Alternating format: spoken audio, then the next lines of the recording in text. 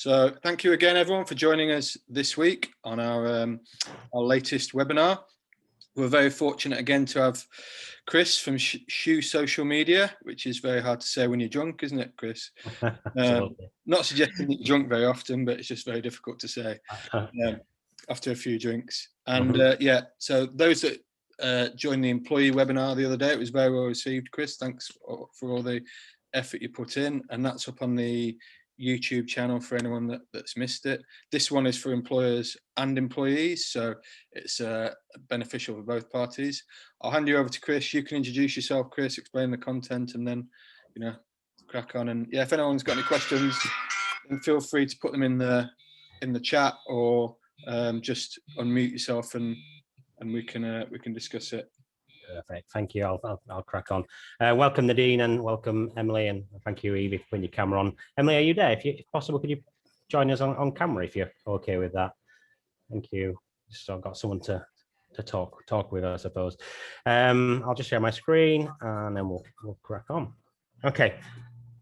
Should be able to see that and see me as well. Thank you very much. Okay, so this afternoon, we're going to be talking a little bit about, well, not a little bit, a lot about social media guidelines and how important it is to actually consider how their impact is actually received by your employers and the employee, and how you can lay down some ground rules, I suppose, to help them interact online, and how you can be positive with your brand as opposed to negative.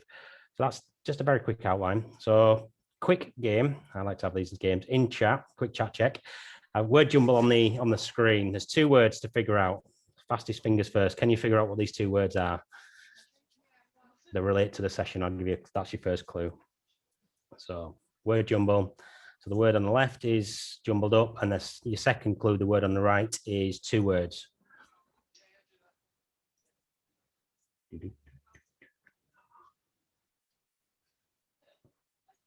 20 seconds. Correct. Well done. Aha.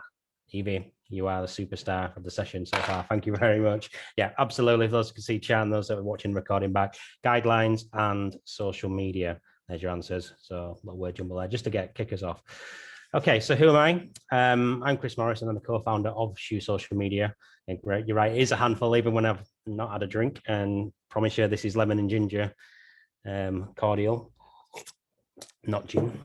So yeah, I'm Chris Morris. I'm the co-founder of Shoo Social Media. We're based in Ben Reading, and this is the second session I've been facilitating. And yeah, where we specialize really in Facebook and Instagram advertising for companies across the UK, and coming up with strategies, policies, guidelines, everything you'd expect in the social media world, we do. You can probably see some of the team pottering around, and you may see a rogue puppy as well in the office. So this is the office, and you can probably see the pictures at the top. The ethos behind Shoo really is about challenging what's possible so that others are inspired to achieve their greatness. So this afternoon, I'm going to hopefully inspire you to inspire your teams, if you've got a team or leading a team, so that you can go away and help them make the most of social media, because it's a big sphere. Make the most of it for your business or brand. Okay. Won't bore you to death with this. I know what these things are like when you're on webinars, but my background is varied. My first ever job was Safestyle UK, so it's almost chronological on the screen. And so I've done everything from telesales to working at McDonald's to everything, all the way up to education and teaching, which is why I had a little bit of fun with the starter game at the beginning. So I left teaching back in 2015 as the business started to really take off, and set up to really go for the entrepreneurial spirit within me. That's me in a nutshell. This is the team, in case you're interested. I suppose why I put this in there, just to echo the point I made earlier about social media is a massive sphere. Some people may have a big team, some people may be doing it themselves, some people may be taking advantage of Kickstart and bringing a new member of staff into the team. And it's about how you can help and encourage them to get the best out of social media. So I'm going to share you some tips and some advice this afternoon. Okay. That's a little bit about how we're structured. So we do a little bit more than just the social media. We've got our events, and we've got our charity arm as well, where we give back to help people. Again, going back to that why purpose. Okay, so this afternoon, let's get into it. So we're going to be looking at social media guidelines. The difference, there is a slight difference in nuance between social policy and social media guidelines. I'm going to explain a little bit about that. I think first and foremost, we need to just kind of set the scene about how a social media guideline should and where it should naturally sit into your strategy overall. Most businesses, few, if I'm being honest, in 7 years of business, I've actually got a business plan. Mark will probably nod with that one. Business plan, marketing plans should be a staple part of every business. So if you've got people above you, or you're the owner, director, or depending on the level you are, you should be able to communicate what the business plan is, what the strategy is, what the marketing plan is, and what the challenge, the vision, the goal, the mission of the business is for the future. Social media is a small part of marketing. It is a small sliver, but a massive, massive, important part. Obviously, I'm very biased on that, but the stats speak for themselves. There are over 4.2 billion users worldwide of social media. So chances are your employees, your staff, your bosses, yourself, your customers, your influencers, everybody is using social media one way or another. So how do we get the best out of social media? How do we make sure your social media is building and enhancing and working towards a marketing plan and ultimately the business goals? So I won't go into too much detail, because this is, if you want more detail on the strategy behind it, do watch the webinar from last week. It's on YouTube, as Mark said earlier, but I'll just kind of summarize in 5 minutes or so what we talked about last time, just to set the scene about where the policy and the guidelines actually come into play. With social media then, it's important, like I just said, to make sure your goals impact and actually link up with your business goals. You may have done this already, you may not have done this already, but this is quite simple activity you can do on a piece of paper. It's linking up, well, what is the overall business goal? Is it growth? Is it strategy? Is it sales? Is it brand awareness? What are we trying to achieve? And then making sure you're measuring the right key performance indicator you'll see on the screen. So you've got brand awareness measured by reach, leads, that's actions, conversion, sales. You'll be able to track and measure all of that. So do consider what you're trying to achieve.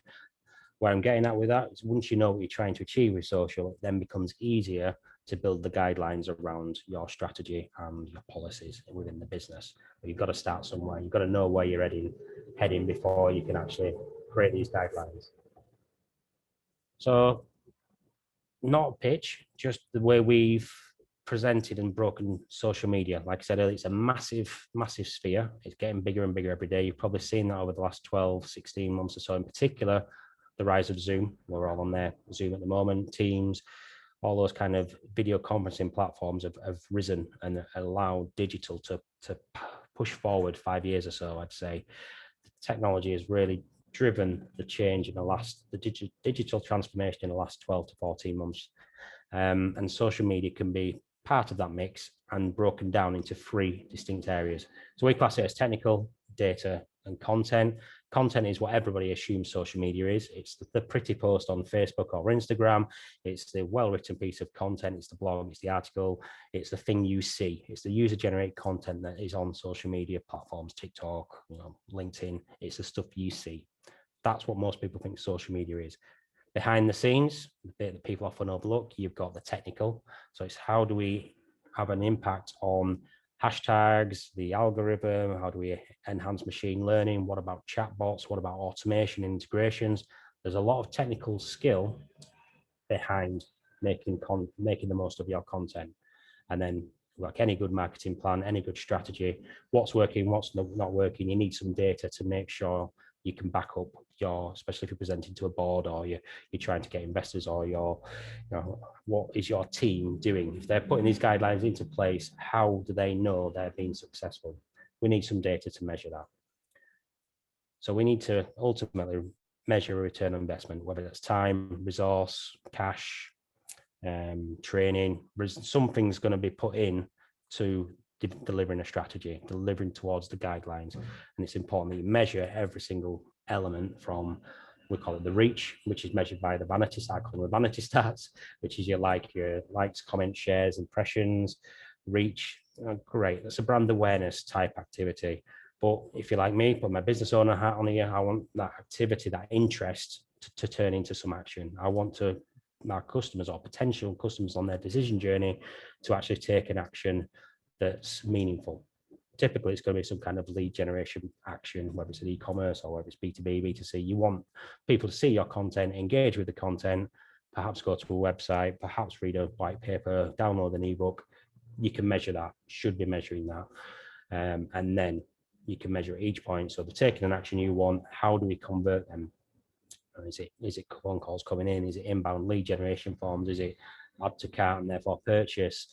What we're trying to achieve. Measure at each point to the point where you know what the lifetime value of your investment, being time, resource, money, what the lifetime is value that of customer that is generated at the end. So if you spent £1,000 worth of resource, just a simple number for just to illustrate the point, and you've got 20,000 people seeing a piece of content, great. What are they doing? You might have 10,000 people viewing it. You might have 100 people going to the website. You might have 10 people then adding to cart or filling in a lead form, downloading the lead magnet.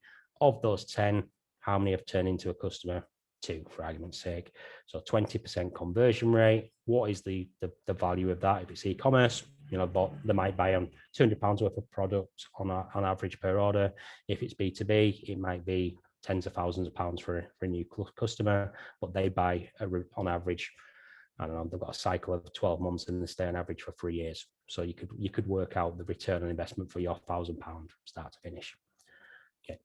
So thinking social media, so drilling back into the guidelines and social media roles within a business, it's a big sphere. I'm going to keep going on about that. It is massive. If you've got one person doing it, one person working 40 hours a week isn't enough. It's a good start and you can be very effective and productive with the time and resource you've got.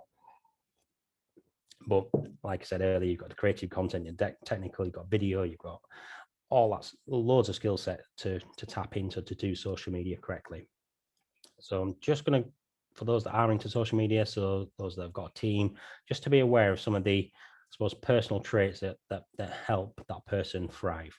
Something to, if they've not got these skills, it's can you present an opportunity to develop and help them problem solve? How do they communicate? Are you using things like Trello, like Slack? What CRM systems are you using to communicate? Are you using IM, Instant Messenger, DM? How are you talking to your team? How can you help them communicate across departments?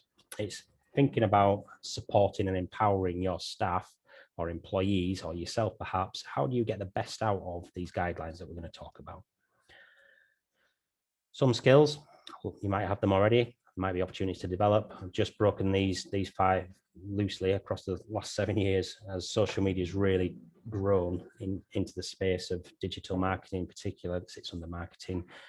Psychology, massive impact. That's been around forever. Mark will know more about this, obviously, with marketing background, being you need to understand your customers, your target audience, what's their psychographic, what makes them tick. You might have an experience with that. That then can lend itself nicely to things like graphic design and copywriting, because then if you know who you're trying to talk to and talk with, what makes them tick, you can create a design that works for them. Storytelling, analytics, skills that are needed within a social media person's skill set. Okay, so I'll just summarize this. These are the slides that I did in an hour session last week. I'm going to condense it into probably 3 minutes or so, 5 minutes max. Please go and watch the video from last week if you want to learn more about the strategic side. So part of the strategy, 7 steps, it's about enhancing and problem solving, extending your efforts, adding value. You can read it on the screen, it's all there. So problem solving is probably the first thing to figure out. What are you trying to achieve? What's the business goal? How are you going to measure it? What are your customers' potential challenges? And then that allows us to work around how we can communicate with those customers when we come to the guidelines.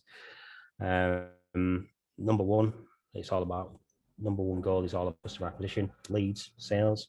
And then number 2 priority for most businesses is brand awareness, measured by reach and impressions.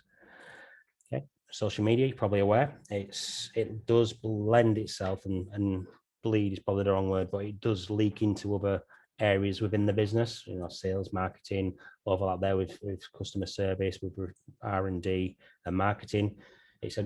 Social media, I suppose, for me, is a way of sharing content and communicating effectively, whether it's customers or internally. It has a really vital role within a business. Ensure that you're looking at the right channels. Social media is massive, and hundreds, if not thousands, of social platforms you could be on. So it's worth considering as part of your guidelines, which channels do you actually want to spend your time on to get the most out of the platform itself, to really deliver the result you want as a business. Going back to my first experience with social media, I think it was back in, must have been 1997, where it was all about Yahoo chat and Lycos Love and ICQ, and I think MSN was just kicking off back then. So it's all about talking and communicating. That skill set was just starting to develop. And then you've got all the recent things. The most one that's really taken off, things like Clubhouse. They've just announced this morning that they've opened the platform up to everybody. Is it too late? That's a conversation we're having in the office this morning. Have they missed the boat with all that good conversation that was going on around the innovative approach to social media being audio? We've got TikTok on the rise. We're looking at expanding into how do you use TikTok, which is typical for a younger audience, to really, engage a potentially new audience and future-proof the business. There's loads of places you could be on, but time and resources is a consideration. Content, we said earlier, it's all about content. Social media, getting the content right that speaks and talks with your audience is important. Come on. And then social media, I suppose, gives you the opportunity to talk with people online and pick out opportunities for your brand, for your business. Perhaps you're working on a project to help HR to recruit. How do we get that tone of voice right on social media, particularly something like LinkedIn, to actually get the kind of employee coming to apply for the job at the business? I've said probably 17 times during this last 5 minutes, it's all about communication. Communication is absolutely key. It's talking internally, externally, and it's how do you communicate that effectively. These guidelines I'm going to go through in the next few minutes. Backwards and forwards, wrong way. There we go. Once I've finished this section, we'll go into the guidelines themselves and give you some practical tips on how you can actually bring this to life within your business. Key to everything within social is monitor and measuring. Any marketing, any business plan, anything you do within a business really should be monitored and measured, using that data to tell you whether you've done something right, wrong, look for opportunities to monitor and to enhance a strategy. Same with guidelines. How do we know the guidelines are being implemented? We can look at what communication is going out, particularly if you've got an employee coming in to do. You can monitor and see what actually they're doing. Are they sticking to the guidelines? What else are they doing differently? Are they actually operate within the guides of the social media policy as well? Okay, so condense an hour's session there into kind of 5-6 minutes. So please do go back and watch that whole session if you want to learn more about the strategic element. Getting into, I suppose, why we're here today, particularly, it's all about social media policy and it's all about social media guidelines. There's a difference between the two. Before I go on to the next slide, in chat, there's only a couple people here. What do you think the difference is between social media policy and social media guidelines? Are there any differences? What do you think?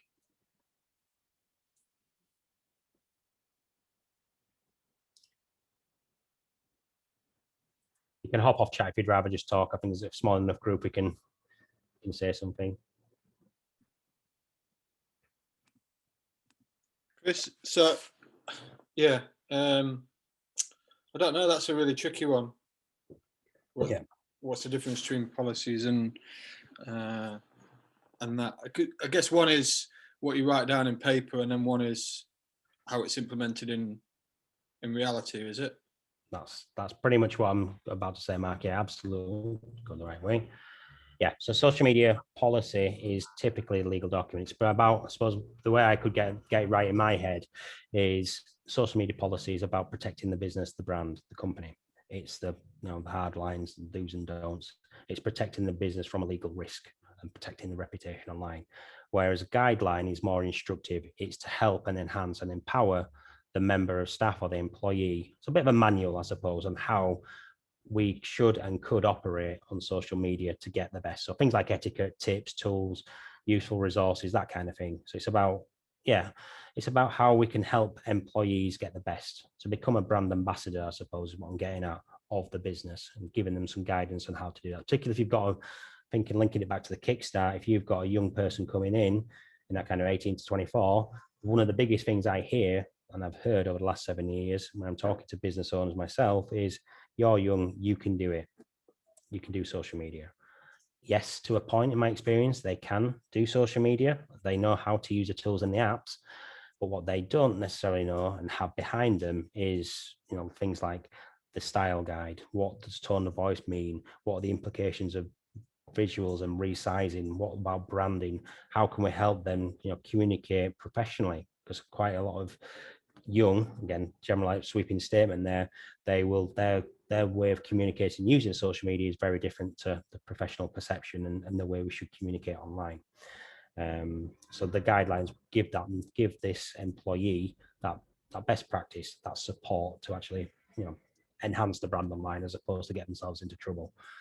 So that's hopefully, does that help, Mark? Yeah. In your experience, then, how many sort of companies actually have a guidelines? I'm chuckling because, if I'm honest, in 7 years, I've probably seen thousands of business owners, and I would estimate it's probably in the maximum 10%. I think it's not necessarily that they don't want to. I think the two of the potential blockers why they don't have one is time to create it, and probably knowledge as well to what does social media guideline look like, because they've not necessarily, I suppose, the typical Gen X person who might be who's your typical business owner who's kind of learning something new. They don't know the best practices. They don't know what to do, how social media really works, and what it could be, and how much of a useful tool it can be for business. So they've not necessarily got the knowledge to then be able to share and then disseminate that down to the employee. So, and if it's a policy, if it's like, if it comes from your HR department or your HR advisor or those sort of things, it's probably going to be naturally quite conservative.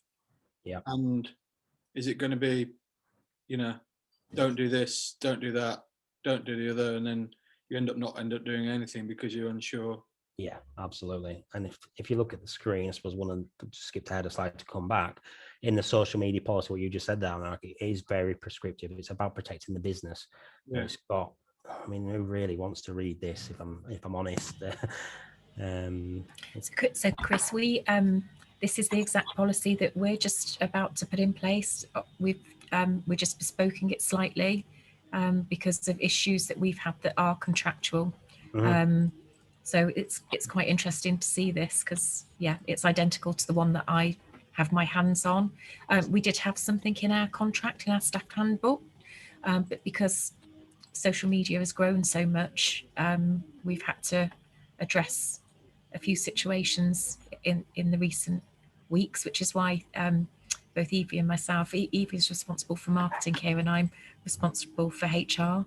So that was the purpose of us both joining today, just to see where the crossover is, what's contractual, what isn't, and, how we make it work and make all the staff comfortable with the use, and, and making us comfortable, that we've got the trust there and we're giving the right guidelines, I think. Yeah. And honestly, it's hard. It's each business has its own styles, it has its communications, its own brand, its future, its IP. You've got completely different. Your business is very different to mine, to Mark's, to the florist. There's literally, I'm looking across the road there. Everyone's got a different set of modus operandi, or what the word is. So I suppose with the policy, obviously, I would definitely seek a professional, as in a solicitor, to help with that, because it's got to cover and protect the business and the brand first and foremost. Particularly from your HR perspective, if you need to fire somebody because they're not doing a certain thing, or they go online and they start swearing or bad-mouthing customers, then you've got obviously that legal backing with the policy to say, well, actually, this is gross misconduct. You've done this. It was clearly in your employee handbook. Sorry, see you later, goodbye. Whereas what I'm getting at with the guidelines is about supporting them so they don't get themselves into the deep water, and it's giving them that best practice.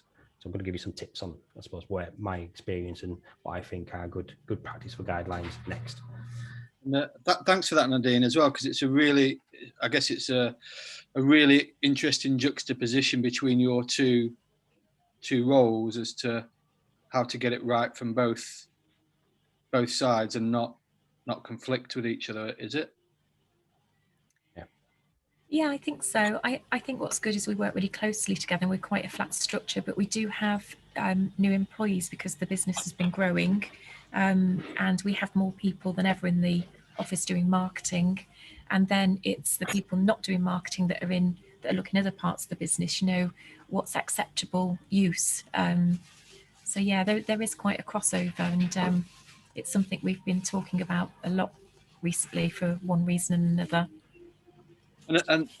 And sorry to cut across you, Chris, if you're going to discuss it later, but again, it's not just the stuff they're posting on behalf of the business. It's, that idiot that accosted Chris Whitty the other day and put something on his personal social media, and those idiots that went to football and snorted cocaine or, sneaked in through the gates and were then seen on social media, they're now sacked.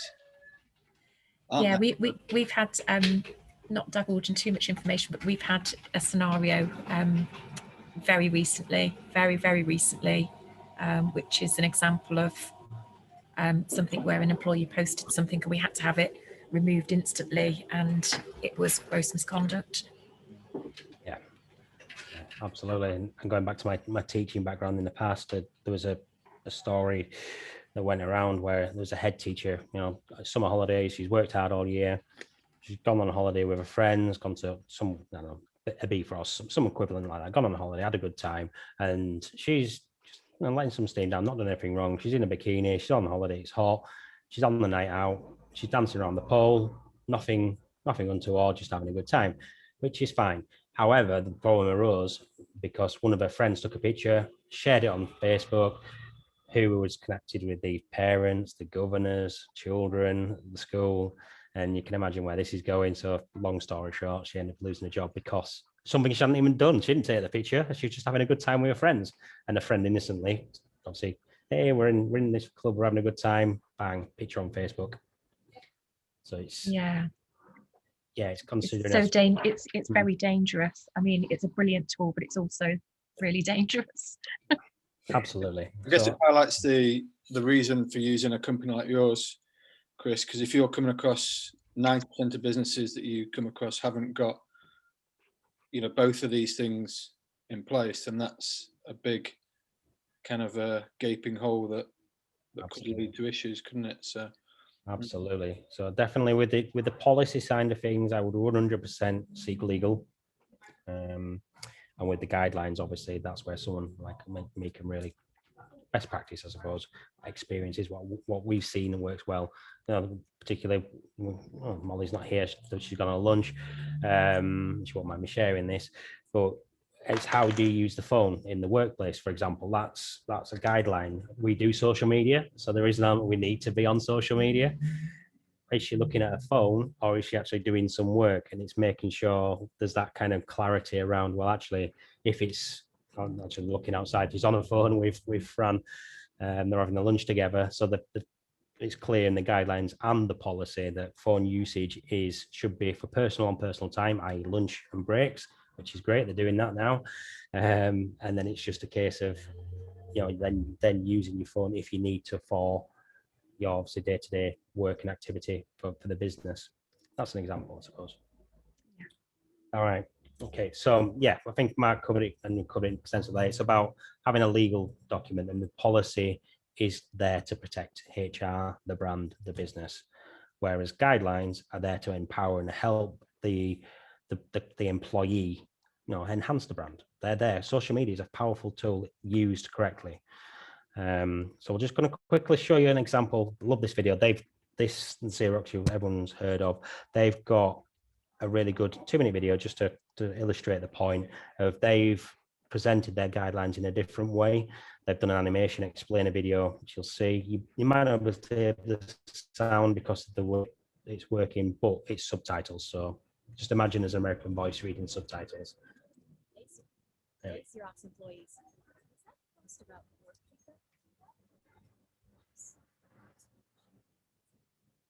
I'd like to share from pictures of last night's dinner. Selfies. Love it or hate it, social media is irresistible. And as professionals, we can all see the value in using social media to promote ourselves and our interests.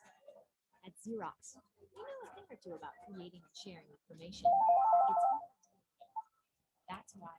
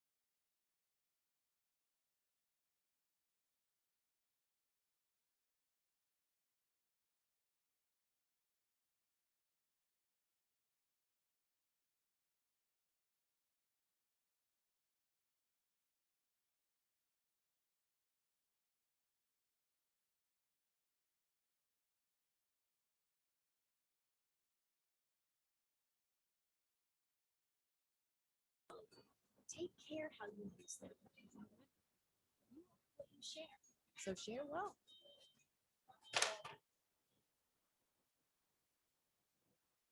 What did you think? What do you think to that? I'm interested in HR versus marketing. What are your perceptions on those guidelines? I'd like more detail, but I think for what it is, the fact it's an interactive video, it's engaging.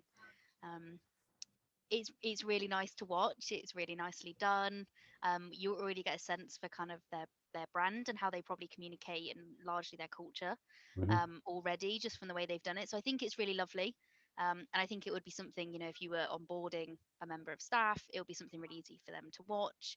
And then obviously before they kind of get down into the detail. So yeah, so I think they've done a really, really good job. And then obviously, you know, that would be accompanied by a policy and then some more guidance on specifics, because I think it's always useful to see kind of examples of what they would consider. But yeah, it was done in a really, really lovely way, and I liked the animation. So yeah, so did I. That's why I thought, well, actually, because the ones like the examples I found, you probably see I've got a couple more to share later. But they are very, like you said, you'd expect very prescriptive, very detailed, very wordy. But as a visual person, and quite a lot, like a lot of people, it's how do you make it more, get the point across. So that's the best example I found that did it that way. So far, I don't know, what about HR side of things? What do you think, Nadine? Which is something you could use? Yeah, I really liked it. I just like the visuals. Ditto on everything Evie said, really. It's really easy. I think people, you end up having so many policies now, and just going through this with our handbook and new policies, that, you know, it's just mind-boggling. And also, who really wants to sit there and read these long policies? We have to have them, and I get it, but yeah, I thought that was great. Absolutely. And if you compare that, I'll skip ahead, but why not? So it's on it. So this is company Nordstrom, theirs. So this is probably what you imagined. And this is what I imagined when I looked at the guidelines. It's not quite a policy, but it gives you some guidelines of best practice. That for me, that just instantly just turns my head off. I'm like, oh, really? This is what I got to do? Okay. Don't post of negative comments about, okay, yeah. I get it. But obviously that's probably what Evie was getting at, is having something like that to accompany the visual that then slots somewhere in between the what you could and best practice, but then works alongside the strategy and the policy, I suppose, as well. I think if you work in marketing, you're so used to seeing things like this, and more of the detail. But I think definitely if you're in other departments, it's quite easy for you to think, well, that policy doesn't really apply to me. Or be less focused on it because it's not necessarily part of your job. For example, we run social media accounts, so yeah, we're used to being on them all the time. So yeah, I definitely think it works for actually being able to showcase a policy to a wider audience rather than just those who might already know some of the stuff already. Absolutely. Yeah, I echo that, because I'm the same as you. We live in that marketing world, so it's easy for us to, a lot of this is second nature, common sense, obvious, but it's not always obvious to a new starter who might be coming into marketing or to do the social media role, or from, I suppose, Nadine's perspective, if you've got HR concerns, or you've got someone in, I don't know, sales, or you've got someone in, I don't know, even higher up, the director going on social media and completely being inappropriate, then you've got all that to consider and contend with as well. So having the guidelines will also support and help everybody communicate the brand in the best possible light. Perfect. So hopefully that helps illustrate the difference, I suppose. Are we clear on the differences between policy and guidelines? Cool. Yeah, definitely. Policy, seek legal. Guidelines, think best practice, think helping and supporting the employee. Okay, so clearly when I created this presentation, I'm all about the memes today. And for those a little bit older, Mark probably same as me, will remember good old Mr. T, I pity the fool. So why, who sends me social media guidelines? Why are they important? And why do we need them in the business? We've discussed quite a lot of that already. But just to, I suppose, reinforce what we've come out of that, it's about how do we get the employees to engage with the social media, engage with the strategy, engage with the marketing plan, the business plan. How do we work across teams? How do we get the employees to be a good brand ambassador?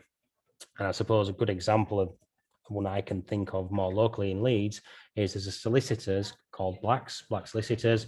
They're in Leeds, and they have a team of ambassadors. I think they've got something like 200 staff approximately, but they've got a team of 10, 15 ambassadors who they've helped with guidelines and coach and mentor across different departments for employment law, solicitors, conveyancing, whatever, you name it. But they've got a social media champion within each respective department whose job is to use the guidelines. They're fully aware of the policy being a solicitors, but their whole point is to break down the barriers of what you'd expect for a solicitor to be. It's about fun, it's about engagement, it's about showing the culture behind the business and the brand. So if you've got 2 minutes, have a look at them on Instagram. They've done a really good job of using a different platform, which you wouldn't really expect for a solicitor, not for sales, but for them, it's about future-proofing the business, the younger audience typically on there, but for them, future-proofing and bringing in the next set of rising stars of solicitors by showcasing the culture within the business. So just check them out if you get 2 minutes, really good. Like how they've thought outside the box and bringing these guidelines into a legal world. So that's that bit. So building your guidelines, I suppose these are the best practices I could think of when I was thinking, well, actually, what could we include in these guidelines and best practice?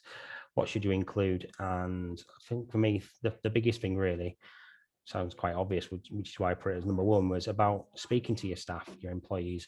What and how are they using social media personally? How are they using social media for business? And then do they have any misconceptions, any questions they're unsure about? Perhaps you've got someone who's been doing social media for a while. They might not be aware that they're putting exclamation marks in the wrong place. The grammar is all over the place. There's the graphics are the wrong size. They might be communicating using slang as opposed to the professionalism behind the brand, where you've got to use certain words, certain hashtags. Are they using the right hashtags? They might not know. So the first and foremost for me is asking them, what have you got any questions around the guidelines? Involve them in this process. But I think from experience when I've done this with teams, it's about empowering them through getting staff to actually engage in the conversation. They will know more than you know, or not necessarily more than you know, that's the wrong way. They will know more than you think they know, and they will have some of the answers that you're already getting at anyway. So ask them, ask staff, ask everybody. Again, an obvious one, it's in the guidelines, which social channels could we, should we, will we, are we going to use? Are we on LinkedIn because we're focusing on B2B and using it as a bit of a marketing sales mix? Are we on Instagram like the solicitors who are trying to future-proof and engage and demonstrate culture to a younger audience? Are we on Pinterest because perhaps we're a fashion brand and we want to have a visual product and showcase to a different specific demographic on there? Which platforms should we spend our time? So spell it out to people so they don't go off on a tangent. And then I suppose make yourself known. I'll come back to that. Make yourself known. I'll come back to that in a second. So are key hashtags vital to your business? Have you got your own hashtags? There's a funny story for those that may remember a few years ago. Susan Boyle, when she won the X Factor, she had a hashtag with the album launch. I'll write it in chat, and so you can see. But for those that are watching this backwards, just do a little exercise. It's quite rude, so I won't say it, but I'm sure.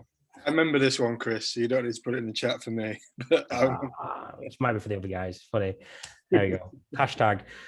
Okay, so Susan Album Party was the hashtag, and that was used for the album launch. As obvious as that is, it's the right hashtag. But I think for me, my big tip there is making sure you're very clear on the actual distinctions between the words. I have to double check this. There we go. I have to do it myself. So double checking that's the correct word. Because obviously there's lots of negative connotations and words that could do some damage in there as well. So just be mindful with hashtags. If you've got ones you want to use, make sure they're clear in the guidelines, and how having the uppercase in there, just a distinction between the words, massively helps avoid any negativity that could come off the back of that. So that's hashtags. Where are we going next with that? So transparency. I think for me, one of the big things I see of people all the time is that you find you've got your company brands and you've got your company business accounts and LinkedIn accounts and Facebook pages. You've got all the channels representing the brand. But what about when your staff are actually using LinkedIn as themselves, but they're still representing the brand? What if they're on their own profiles? What if they're on Twitter and they're talking as if they're an employee, which obviously they are, of the company? So I think it's worth just making people aware and best practice to put that something along the lines in the bio, all opinions expressed are my own. So they're not speaking on behalf of the business or Xerox or whichever the business brand is. They're not speaking on behalf of the company because that's inappropriate. But what they can say, have a voice, absolutely. Make your opinions known, absolutely. But just to have that little caveat in there, opinion is my own. That kind of line will help protect people and get into trouble. Privacy is a big one. I think it came up in the Xerox video about not sharing confidential information. Perhaps you've got a brand new product, you've got some IP that you're working on, you've got this great new idea that's just for your eyes only. Do you really want to leak that online? I just think it's just being mindful and spelling out to people. Just be mindful about products and research and upcoming launches or even events where people are going to be. How much information do you want to give people? So just be mindful about sharing confidentiality on there. So you might just put a little sentence or two in there about what's expected and just protect yourself about. Think twice before you post is probably what I'm getting at. Which then links nicely into my tip number 5. We've got a little video for this one. Cyber safety. Obviously this bleeds into the policy and the legal side of things, making sure your accounts are secure. 2-factor authentication. We didn't have a data breach, just to get that clearly on camera. We had a client who came to us and they didn't have their 2-factor authentication set up on their accounts. We put them in, made sure they were safe. The business was safe, but what happened? They had a member of staff who was on their own Facebook page at home with access to the business account, who had their password as name 123, and lo and behold, they got hacked. They got into their personal account. They then got into the business account. They then did the good old ransomware tactic to blackmail a business to get their accounts back. So it's just, I suppose, making it plainly obvious that not just the business accounts are secure in terms of things like on the secure passwords, 2-factor authentication, making sure that personal profiles are protected as well, especially if they've got access. So I don't know in the team if you've got a team there. Is that something you guys have considered? Yeah, so we're going to do a password refresh. So both me and my colleague have been here about a year, my colleague a little bit less. And we did an update of the passwords when she joined, just to make sure they're not all the same, because they were. I attended a kind of session on cybersecurity a little while back with some company secretaries. So just having an idea of what passwords are sensible, rather than lots of different figures and numbers, and those that are actually sometimes easier to crack. But we're going to kind of run some social media refresh to make sure that all the passwords are updated and do that on a kind of continual basis. But it's been probably about 6 months. We probably are due to do it. Our computers and the system that we use, we all have to update our passwords. And we have 2-factor authentication for Outlook, etc. And any passwords we have are sent to Nadine and stored under kind of lock and key, which is obviously really great for us because it just means we've got that layer of protection. But yeah, you're right, probably could do it more frequently to make sure that we are safe on those. Absolutely, and I think I've seen this a few times, particularly with the rise of remote working and flexi hours. People potentially using their own laptops at home. They've logged into work and they've not been quite secure on the personal level. I suppose it's just making it obvious, just to give them some tips. Make sure your personal passwords are up to scratch. This is 2 minute video. I love this video, and just to illustrate the point, it has a bit of fun with the whole privacy behind it. Obviously, quite a very, very severe issue, but I quite like this video. Hopefully, can you guys hear this, by the way?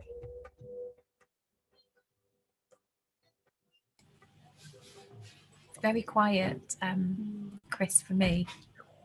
Everything's getting cranked up. Try again.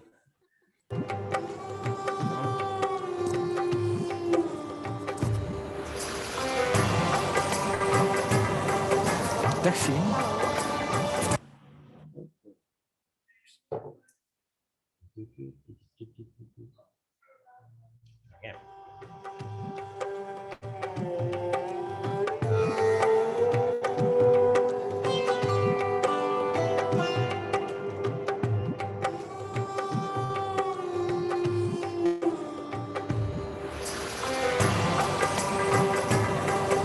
Dag Fien.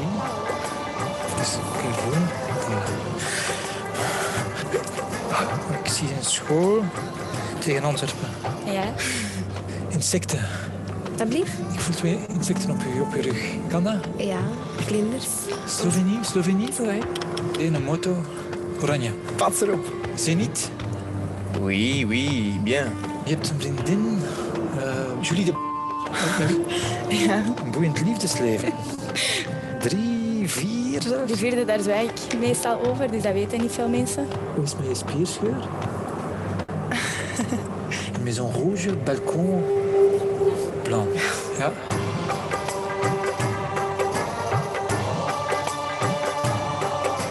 Ik zie geld, ik zie transacties. Maar kent je rekeningnummer van buiten? Ik denk dat ik het wel weet. Het staat wel negatief op je bankrekening. Ja? 9-7. Last month, you spent €200 on alcohol.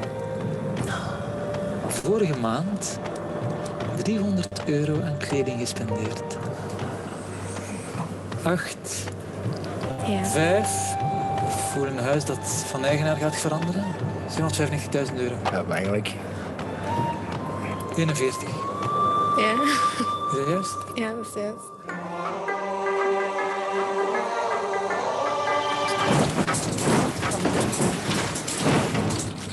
Oh my god. Oh nee. Ah, dat is, ik weet niet hoe eng.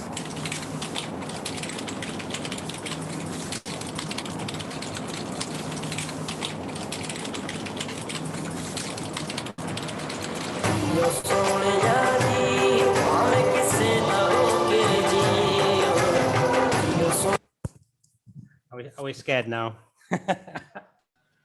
Yeah, I was scared before, but that's terrible. Oh yeah, it wasn't intentionally trying to scare people. It was just more to illustrate the point that be vigilant with your obviously your profiles and making sure passwords is and personal information is protected. Like I said earlier with that client, one person got into a personal laptop at home, which then had a big impact on the business itself. In fact, I've got another story about this. I won't say the company because they're still dealing with it, but there's a big IT company in Leeds, and they had an intern something like 8 or 10 years ago with a password access, and then they got hacked because this person still had access via their computer 8 to 10 years later, and they got in that way into the systems. And then, long story short, they lost 100K's worth of business plus reputational brand damage. So it might be worth, I suppose, HR wise going back and checking who's got access to certain things from way back when. Yeah, again, not trying to scare people, I suppose. From what on the positive, it's about helping. All right, cheers, Mark. Yeah, so it's about helping and encouraging them to stay safe, stay vigilant, and look after themselves and the business.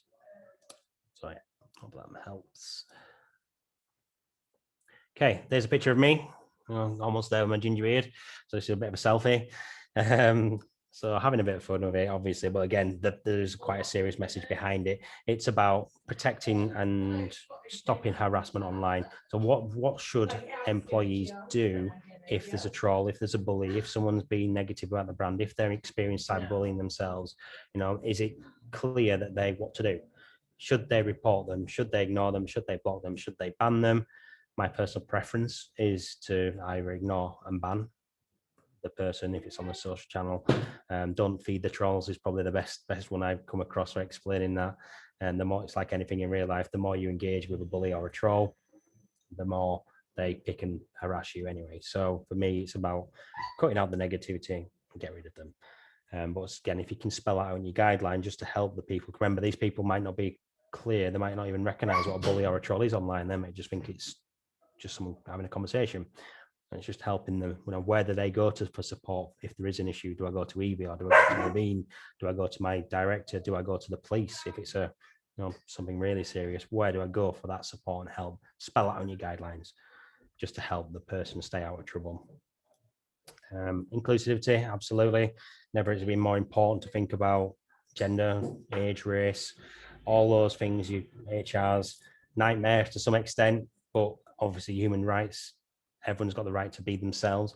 So it's again how you communicate that using the the gender inclusive pronouns, for example, on your communication, them, they, their, all that kind of stuff. Making sure that your language is clear. Just spelling it out in the guidelines, make sure you use these inclusive pronouns, for example. Avoid using gender specific, race specific emojis, making sure that it's the general thing as opposed to a skin color, just to, if you don't want to obviously incite some kind of racism inadvertently. Using I'll put it in here in my notes there about using hashtags that have got capitals, like we said in the one earlier, making sure you're clear with communication. So yeah, inclusive is massively important. And legal, we touched on this quite a bit actually, but so I'll just quickly go through this. But the IP, making sure people are mindful about leaking IP, copyright, trademarks, any other relevant laws that might be coming through from the policy. So good rule of thumb is, I see this quite a lot actually, when we've helped graduates and we've helped people on work placement, they got into the particularly general sweeping statement, but with a lot of young people we've helped, when they think, right, well, I need an image and I need to use this image for my social post, I'll just go to Google, I'll search for the image and I'll copy and paste it. No, it's not your property. We don't own it without permission. Chances are it's copyright infringement, and it's making sure that you're protecting there was somebody I knew of years ago who did exactly that, and they got a bill through from America because they'd used this image inadvertently, and without permission. They got a bill for like $600-700 at the time, because it was tracked, it was measured. There was a piece of code in the image saying, well, you've downloaded it, you've used it, we can see on this collateral on your website. Well, you've used it, we want paying for that. So I suppose it's just been a little sentence, make sure you're mindful of where you're getting your copyright free images, as simple as that. Spelling out do's and don'ts. These are just some, again, I could think of from best practice over the years, making sure you're encouraging staff to share and engage with the brand, because again, going back to where I said at the beginning, it's about making your staff, your employees, brand ambassadors, helping them to reflect the business and the brand and the company in the right way. Perhaps you've got an event coming up, perhaps you've got some, I don't know, some story to share. Encourage them to share it, but help them with the, some people aren't very good at writing. Some people might not have the even a GCSE in English. If you need to help write a social post, marketing team looking at you, maybe write the post for them. This is what we think. This is a bit of a media pack you could use. Copy and paste this. It's okay. Here's an image that we've created for you. Please share this on your profile. Some of the other stuff we've mentioned in there, where who you work for, reporting harassment. Yeah, we've touched on all of this before. So spelling out what you want them to do and what you don't want them to do, giving them tips. And any useful resources. So again, this is probably linking back to the HR side of things with a policy, any community style guidelines that you might have, Evie, in any community guidelines. So it's making sure it's clear, where can I go for this additional? I want to know about the legal behind it. Where's the policy? I want to know, what is the tone of voice? What text should I be using? Is it railway? Is it Arial? Is it certain font size? What are the brand and what are the hashtag hex tone colors for the branding? What are the community guidelines? What happens in a crisis? What happens if somebody comments online? How do I engage with them? All that stuff should be in the guidelines, just to give people confidence that if they don't know the answer, that's fine, but it tells them where to go and get the help they need. Definitely helpful resources, and obviously contact information. What I've just said there is about who do they get help from, and if it's dated, that's obviously an obvious one. When was it last time updated, and when is it going to be updated next time? And then just to finish off, round things off, we've looked at the Nordstrom one, a couple of examples. There are loads. You could say, just do a search online for some examples of guidelines. That's the Nordstrom one, if you want to read that. And then I've got the orange one, a little bit more visual. So I suppose for those creatives, they've turned into something using images. They've simplified it, like the Xerox one we talked about earlier. How do we get the most out of our employees to represent the brand? And just good old Google will help you. I'll put these in the chat if you prefer links. They're the two examples. Oh, help if I didn't send them straight to Mark. That's not very useful. There we go. Try again. Okay. And then there's the other one. There's the orange one. But you can see they've been quite specific. It's about helping. So they're coming from a place of, well, if you don't do this, you're going to be in trouble. If you don't do this, this is going to happen. It's a, well, you know, how can we enhance your experience and get the most out of social media to help the business? So it's coming from a place of support to empower. So you can see quite clearly it gives you some advice and some tips and some best practice. This was my favorite one actually in terms of a document, because it's visual, it's engaging, but it also has all the information I need to be able to do and then actually put the guidelines to use. So that's orange is a really good example one, to be fair. That's very formulaic, but then I suppose if you've got the resource, you could turn it into a bit of an animation visual as well. Okay, just extra reading if you want to learn more. These are some of the resources and stuff. I love academic books. I love learning. So the slides I think I was going to be sent out afterwards by Mark anyway. So if you want to go back and revisit this. And then finally, these are guidelines. They are rules. It's like wearing a mask. It's the guidelines and best practices to wear them for obvious reasons during COVID times. The guidelines are best practice. Sometimes you might break the rules. Sometimes you might get it wrong. But as long as you've got something to work towards, if you need to change it, you change it. So obviously with Nadine's HR, you might not use these guidelines to dismiss somebody, but it's about helping the member of staff to learn from their mistakes. There's my contact details. If you want to get in touch, feel free. Any questions, no obligation, let's have a chat. That's my detail there. Have you guys got any questions before we sign off? I don't want to drag it out for the full hour and a half. Any questions? No? Yeah, maybe. No, Comments? it'd be great to have the slide you had at the end about the books and further reading. Yeah. No problem. I will share the slides with Mark and they'll get them out to you guys as well. Was that useful? What was that? Yeah, really useful.